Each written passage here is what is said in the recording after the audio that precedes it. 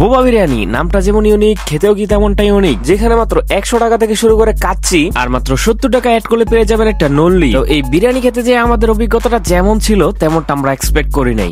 Hello guys, আসসালামু আলাইকুম। বাঙালির আবেগের সাথে মিশে আছে বিরিয়ানি। ঢাকার রাস্তায় হাঁটাহাঁটি করলে নাকে বেশি আসে বিরিয়ানির ঘ্রাণ। সেই ঘ্রাণের টানে আজকেও আমরা বিরিয়ানির স্বাদ গ্রহণ করার জন্য চলে গিয়েছিলাম বোবা বিরিয়ানিতে, যেটার অ্যাকচুয়াল লোকেশন হচ্ছে ঢাকার মোহাম্মদপুরের জেনেভা ক্যাম্পে। ওইখানে যে একদম ওনাদের দোকানের সামনেই দেখতে পেলাম বিরিয়ানি রান্না করা হচ্ছে।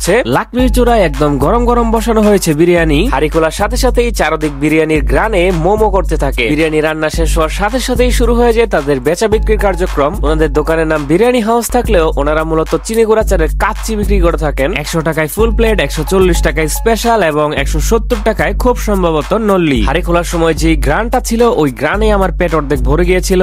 আর 100 টাকার কাচ্চির প্যাকেজে আমরা পেয়েছিলাম 2 পিস গরুর গোস্ত, 2 পিস আলু, সাথে সালাদ। এই 100 টাকার কাচ্চি বা বিরিয়ানি যেটাই বলি সেটা ছিল খুবই ওয়েলি। তুলনামূলক বিরিয়ানিতে একটু বেশি পরিমাণে তেল ইউজ করা হয়েছে। বিরিয়ানির রাইসটা ছিল ফ্লেভারফুল, কিন্তু যখন আমি খাই তখন আমি বুঝতে পারি যে এইখানে কেওড়া জল ব্যবহার করা হয়েছিল। আর বিরিয়ানিতে কেওড়া জল ব্যবহার করলে বিরিয়ানির ফ্লেভার এবং গ্রান দুটো একটু ডিপ আসে। হতাশার গল্প এইখানেও শেষ নয়, ওনাদের মিটটাও ভালোভাবে কুক হয় নাই। গোস্তটা ছিঁড়তে রীতিমতো আমাকে গোস্তের সাথে ধস্তাধস্তি করতে হয়। দীর্ঘক্ষণ ধস্তাধস্তি শেষে গোস্তটা আমি ছিঁড়তে সক্ষম হই। গোস্তটা যে ঠিক মতো কুক হয় নাই সেটাও ভালোভাবে বোঝা যাইতেছিল। এমতো অবস্থায় আর 2-1 নলা খেয়ে আমি আর ওই বিরিয়ানিটা খাইতে পারলাম না।